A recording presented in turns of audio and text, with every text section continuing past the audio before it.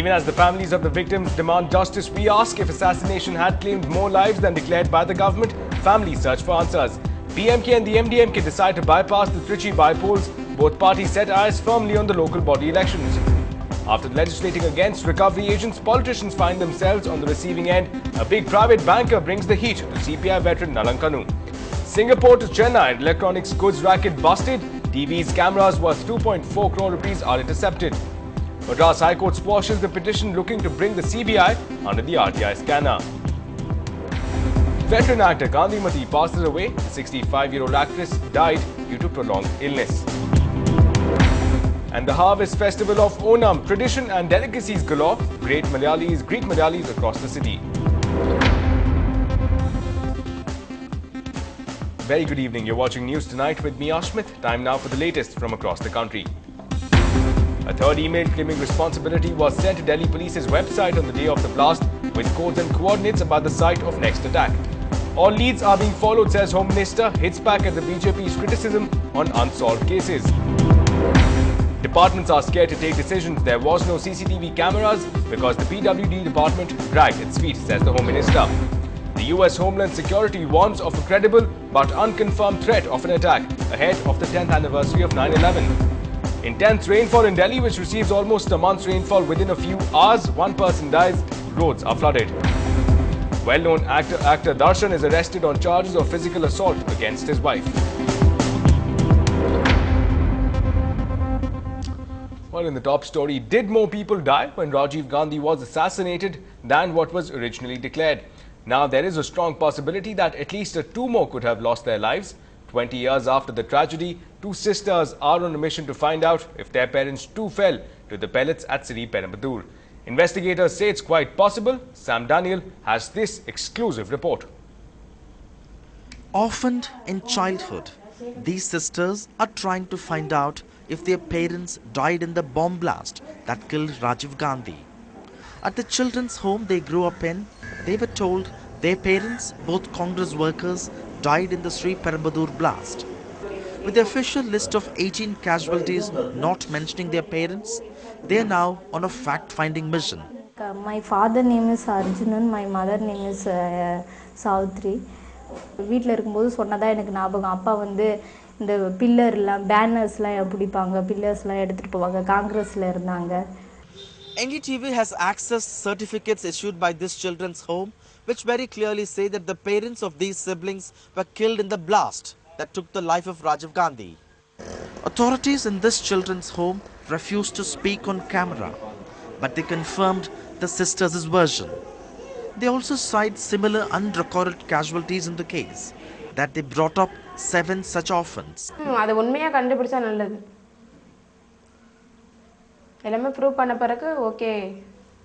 அப்படினு கூட எங்களுக்கு ஜாப் வேணும்ன்றது எப்படியோ என் அம்மா அப்பா போனாங்க திருப்பி வர போறது கிடையாது. The man who investigated this high-profile case does not rule this out. They have got the injury or something like that, later on gone to some place and got admitted and without even reporting possibilities there. We cannot rule it out. 20 years on, there are families still looking for answers that only further investigation can provide. In Chennai with camera persons Edwin and Sukumar, Sam Daniel, NDTV. And well, in more news coming in, the Madras High Court dismissed the petition that seeked to bring the CBI under the ambit of transparency by placing the CBI under the RTI radar. Now, in June, the government had brought the CBI, the NIA and the NAT grid under the second schedule of Section 24 of the RTI Act. Now, this legal provision exempts the security and intelligence agencies from disclosing information except in cases of human rights violation and sexual crimes. A panel headed by the Cabinet Secretary on May 14th had given the nod to the CBI's request that it should be exempted from providing information under the RTI Act.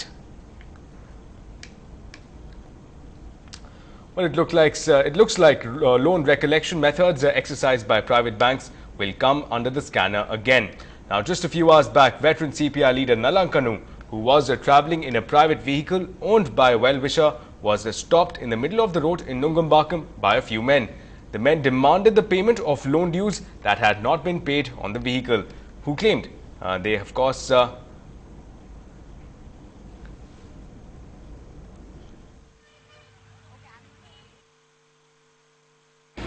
loan recollection methods adopted by the private banks under the scanner again. And this time it has come to light with the very same people who have been opposing privatization of banks for many years. It was just a few hours ago that a veteran CPI leader, 86-year-old Mr. Nallakannu, was actually stopped in broad daylight in Nungambakam because 8 men who came on bikes said the loan dues on the vehicle he was travelling in had not been paid. Now we have to mention that the vehicle Mr. Nallakannu was travelling in did not really belong to him, but belonged to another person whose function Mr. Nallakannu had attended just a few hours before. Now the people who were travelling in the vehicle had repeatedly told the men that the loan dues had been paid and had at least requested for them to get dropped before the vehicle was seized. But the men refused, seizing the car keys immediately. 4 motor vehicle 8 பேர் வந்தார்கள். வண்டியை மறித்து விட்டார்கள். மறித்தவுடன் வண்டியை நிறுத்தினோம். நிறுத்திய உடனே driver பக்கத்தில் உள்ள வண்டி சாவியை உரி எடுத்துக்கொண்டார்கள். நானும் கேட்டேன், சாவி எதுக்கு எடுத்தேன்னு கேட்கும் பொழுது வங்கியில் டியூ கட்டவில்லை, அதற்காக மறித்தேன் என்று சொன்னார்கள். டியூ கட்டாதற்காக மறிக்க வேண்டுமானால் வங்கிகளுக்கு சில விதிமுறைகள் இருக்கிறது.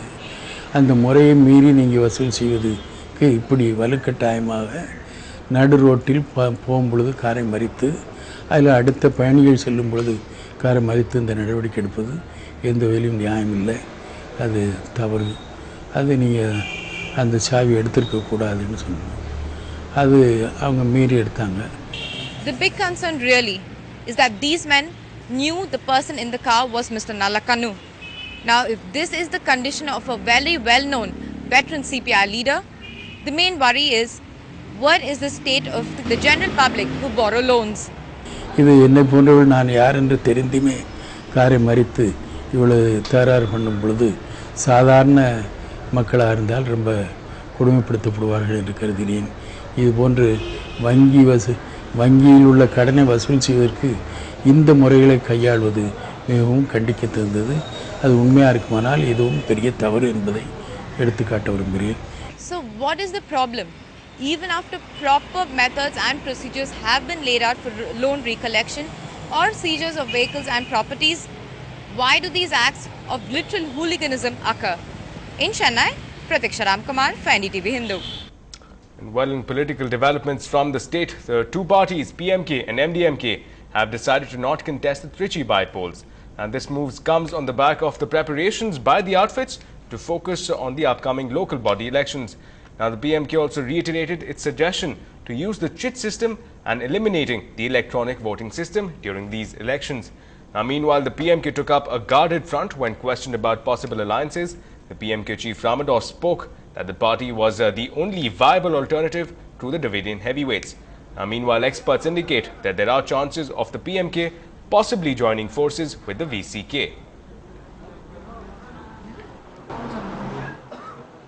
பொதுவாக இந்த இடைத்தேர்தலில் நான் தொடர்ந்து சொல்லிட்டு வரோம், இப்பவும் சொல்கிறோம், விகிதாச்சார பிரதிநிதித்துவம் கொண்டு வரணும்னு சொல்கிறோம். விகிதாச்சார பிரதிநிதித்துவம் தொடர்ந்து நான் ஒரு 15 வருஷமாக சொல்லிட்டுருக்கிறேன். விகிதாச்சார பிரதிநிதித்துவம்னா ஒவ்வொரு கட்சியும் பெறும் வாக்குகளின் அடிப்படையில் சட்டப்பேரவை உறுப்பினர் பதவி வழங்கப்படும். கட்சி தான் போட்டியிடும், வேட்பாளர் போட்டியிட மாட்டாங்க. தேர்தலில் கட்சி போட்டியிடும், வேட்பாளர் இருக்காமா, யாருன்னு வேட்பாளர் முதல்ல சொல்ல மாட்டாங்க. அதன் பிறகு எவ்வளோ விழுக்காடு பர்சன்டேஜ் ஓட்டு ஒரு கட்சி வாங்குதோ அதுக்கு தகுந்த மாதிரி வேட்பாளர்களை கட்சி கொடுக்கும், எம்எல்ஏக்களை கொடுக்கும். Now, a few members of the DMK's legal wing, including Bala Bharati and Kalyana Sundaram, today submitted a petition to the State Election Commissioner requesting him to conduct the local body elections in a free and unbiased manner, especially because they claim that the specially appointed officer S. Iyer for the local body elections is close to the AIADMK government. In more news from the city, in planned operation acting on an intelligence tip-off, the Directorate of Revenue Intelligence busted an organized racket smuggling electronic goods into the country from Singapore. Now, the operation climaxed late last night when the investigators nabbed a cargo container at the Chennai port. Now, the officials found nearly 170 TV sets and 60 high-end video cameras worth 2.4 crore rupees. Now, the goods had been declared as toothbrush, cotton boxes and iron boxes in the documents filed with the customs. Directorate of Revenue Intelligence Chennai officials received intelligence that electronic items are smuggled from Singapore in containers through Chennai airport. So on that basis, our officers intercepted one container, and it came in the name of one Shocking Impex Chennai. In the documents submitted for clearance with customs, the goods declared were this iron box, then cotton buds and toothbrush. So when our officers opened the container, they found these items in the front 3 to 4 rows. When these goods were removed, then inside they found that TV cartons as well as video cameras, they were found concealed therein. The total weight of these electronic items is estimated to be around rupees 2 crores and 40 lakhs. Well, news now coming in of crime in the state. Mayappan was arrested by the Chennai police in connection with the cheating case. Now, he has allegedly cheated people to the tune of 200 crore rupees, promising loans. Now, Trivandrum police, acting on a complaint, have registered a case and arrested Mayappan. Well, heading into a short break now, but even as 3 threat emails hound the investigators, there are still no clear leads on the blast attacks in Delhi. More updates on the other side.